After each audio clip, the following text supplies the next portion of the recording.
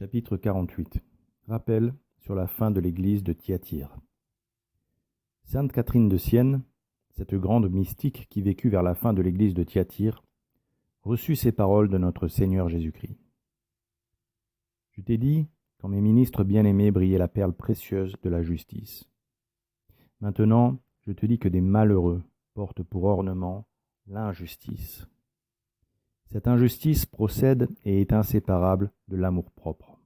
C'est par l'amour-propre qu'ils commettent l'injustice envers leurs âmes et envers moi dans les ténèbres de leur aveuglement. Envers moi, car ils ne me rendent pas gloire, et envers eux, car ils n'ont pas une vie honnête et sainte, le désir du salut des âmes et la fin des vertus. C'est pourquoi ils commettent l'injustice envers leurs troupeaux et leurs prochains, dont ils ne corrigent pas les vices. Ils ne les voient pas même dans leur aveuglement, et la crainte coupable qu'ils ont de déplaire aux autres fait qu'ils les laissent dormir et languir dans leurs infirmités. Ils ne s'aperçoivent pas qu'en voulant plaire aux créatures, ils leur nuisent et déplaisent au Créateur. Quelquefois, ils les reprennent pour se couvrir d'une apparence de justice, mais ils ne s'adressent pas aux grands, qui peut-être seront plus coupables que les petits, parce qu'ils craignent par là de nuire à leur position et à leur fortune. Mais ils reprendront les petits, qui ne peuvent rien contre eux et leur puissance. Voilà le fruit de leur injustice et de leur déplorable amour-propre. L'amour-propre a empoisonné le monde et le corps mystique de la Sainte Église. Il a couvert de plantes sauvages et de fleurs fétides le jardin de l'épouse. Ce jardin fut bien planté au temps où il était cultivé par de vrais jardiniers, mes ministres saints. Il était tout orné de fleurs embaumées. Les chrétiens ne menaient pas une vie criminelle sous la conduite de ces bons pasteurs. Elle était honnête, vertueuse et sainte. Il n'en est plus ainsi aujourd'hui. Les sujets sont mauvais parce que mauvais sont les pasteurs. Cette malheureuse épouse est environnée d'épines de toutes sortes par tous les péchés qui se commettent. Non, en vérité, qu'elle puisse être elle-même atteinte par la corruption du péché, et que la vertu des sacrements puisse en subir aucun amoindrissement, et ce sont ceux qui se nourrissent au sein de l'épouse, qui reçoivent la corruption dans leur âme, en y perdant la dignité à laquelle je les avais élevés. En réalité, ce n'est pas cette dignité qui subit en elle-même une déchéance, mais ils la font mépriser en eux. Leurs crimes avilissent ainsi le sang, car les séculiers n'ont plus pour eux le respect qu'ils leur doivent à cause du sang. Ils n'y sont pas moins tenus toujours, et s'ils y manquent, à cause des fautes des pasteurs, leur péché à eux n'en est pas moins grand. Cependant, ces malheureux sont des miroirs d'iniquité, alors que je les avais choisis pour être des miroirs de vertu. Le manque de fermeté des papes dans la correction fraternelle à l'égard des rois chrétiens, et en particulier du lieutenant de Dieu, entraîna, nous l'avons vu, la chute de l'église de Thyatire, qui avait été si florissante.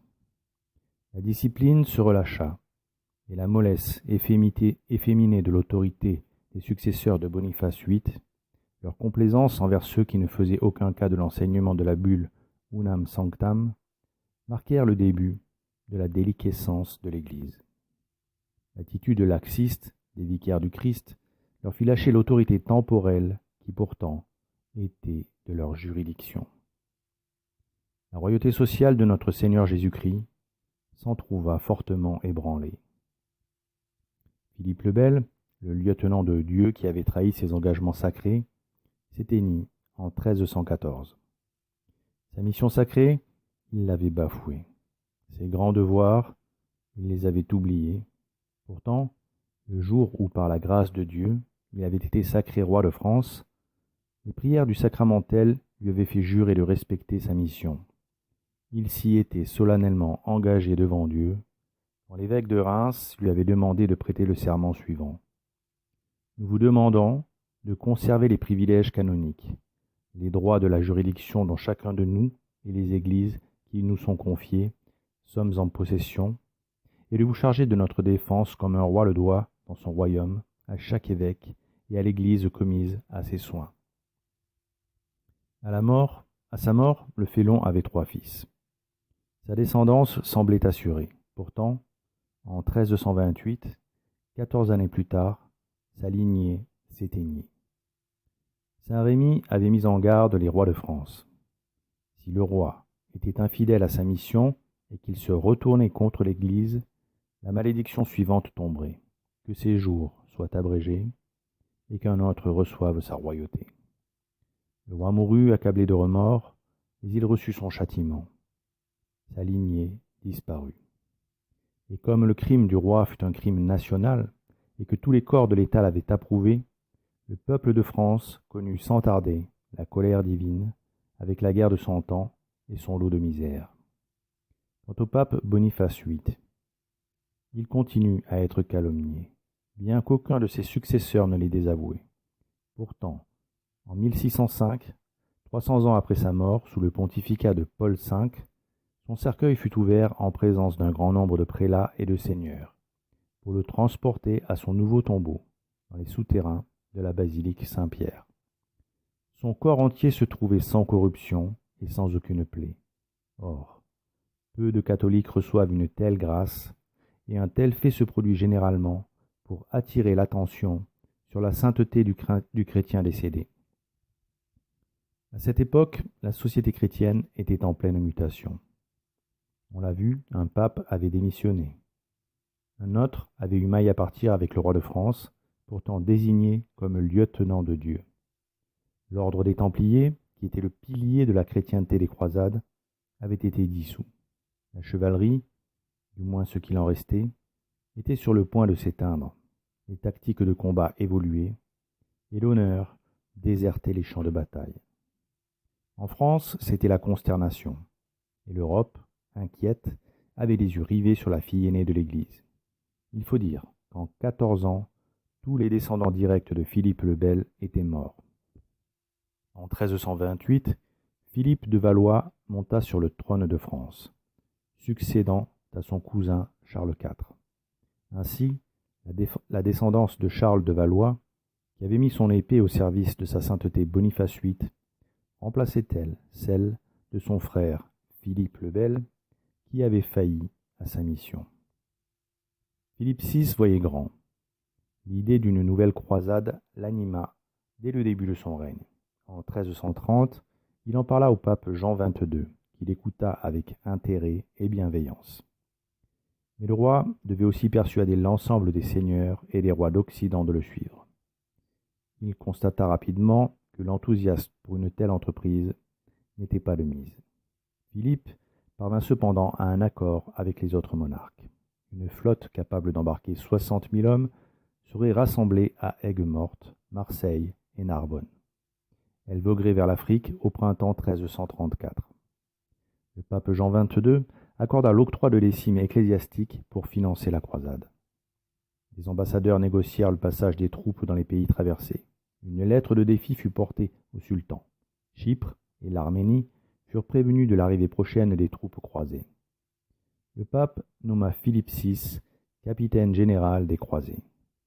C'était comme si Dieu donnait une chance à la chrétienté et à la chevalerie de renaître en se regroupant contre l'ennemi musulman dont l'expansion avait de quoi inquiéter pour le salut des âmes vivant sur ces terres envahies d'hérétiques belliqueux.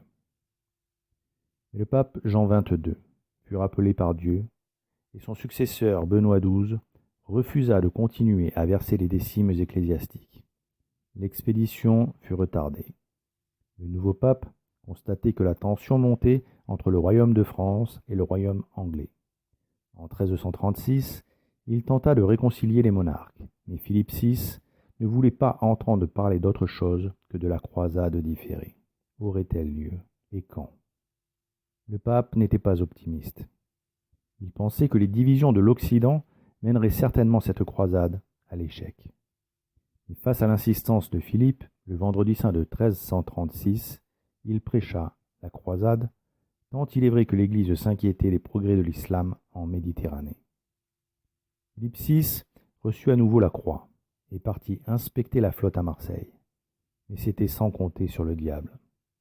Il n'allait pas laisser aboutir si facilement cette entreprise qui risquait de rendre sa force, sa foi et son unité à la chrétienté et stopperait l'expansion de l'hérésie islamique. Il œuvra à la division. Si près du but, les relations entre la France et l'Angleterre se dégradèrent tellement que Philippe VI dut repousser s'inédier la croisade. Le grand projet fédérateur n'aboutit jamais. Au contraire, il se transforma en guerre de 100 ans. La flotte, massée dans les ports méditerranéens, vogua vers le nord plutôt que vers le sud. Édouard III venait d'interdire à ses négociants en laine brute tout commerce avec le comté de Flandre, allié du roi de France. Or, ce comté ne vivait que de ses filatures, approvisionnées par la laine brute anglaise. La flotte française rejoignit les ports flamands, et le lobby anglais de la laine s'inquiéta de cette importante présence militaire si près des côtes anglaises. En 1335, le roi de France n'avait-il pas financé la flotte du roi d'Écosse, David Bruce, pour qu'il reprenne possession de ses terres? La situation était extrêmement tendue. En 1337, tout bascula. Le roi de France, excédé, avait trouvé un casus belli pour confisquer au roi d'Angleterre la Guyenne. Il demanda l'extradition de Robert d'Artois au sénéchal de Guyenne, sachant que si ce vassal n'obéissait pas, il serait en droit de lui confisquer sa terre pour félonie. Et en effet, le sénéchal de Guyenne ne s'exécutant pas, Philippe VI confisqua la Guyenne pour félonie en mai. Édouard III contre-attaqua en revendiquant publiquement le trône de France en octobre. Mais ces revendications n'étaient qu'un prétexte pour justifier les actes de guerre qui allaient suivre. En 1337 débuta la guerre de 100 ans, qui sonnerait le glas de la société médiévale. Ainsi commencèrent les châtiments de Dieu sur la France. Pendant 100 ans, les Français allaient souffrir. La guerre tourna au désavantage des Français jusqu'en 1364. Les guerres écossaises avaient fait évoluer la stratégie militaire anglaise. L'armée d'Édouard III était organisée autour de nombreux archers et d'hommes d'armes piétons qui n'avaient que faire de l'honneur chevaleresque. Quand les chevaliers français chargeaient hardiment, ils ne rencontraient que des flèches qui les exterminaient. Ils furent massacrés à Crécy, Courtrai, Poitiers. De plus, contrairement aux usages de la chevalerie de faire des prisonniers pour demander rançon, les soldats anglais ne firent pas de quartier. Ils saignèrent à blanc la noblesse française, cherchant ainsi à affaiblir durablement la chevalerie la plus puissante d'Europe. 40% de la chevalerie française mourut lors de la bataille de Poitiers, et au moins 70% s'éteindraient plus tard à Azincourt en 1415. Ce fut terrible. La chevalerie, blessée à mort, ne s'en remettrait jamais. La noblesse française fut décimée, sans doute. Payait-elle là le prix de son adhésion à la rébellion de Philippe le Bel? Pour combler le tout, une terrible épidémie de peste noire tua un tiers de la population européenne entre 1348 et 1349, alors que la peste n'avait pas frappé depuis des siècles. Le pays sombrait. À la suite du traité de Brétigny en 1360, une grande partie de la France était sous contrôle anglais. Par le jeu des alliances, des médiations et des négociations, la guerre avait embrasé toute l'Europe occidentale jusqu'à la papauté. Cette guerre ébranla le monde chrétien jusque dans ses fondements. Partout, les princes chrétiens se battaient pour des terres, en Angleterre, en France, en Espagne ou en Flandre. Alliances, complots, guerres. L'unité chrétienne n'était plus qu'un souvenir, une idée, pour ne pas dire une chimère. Les chrétiens de cette époque devaient certainement se poser des questions sur l'avenir qui semblait bien sombre. Et ils n'avaient encore rien vu. Le pouvoir temporel était instable, mais le pouvoir spirituel allait lui aussi vaciller. L'Église, bientôt, serait divisée.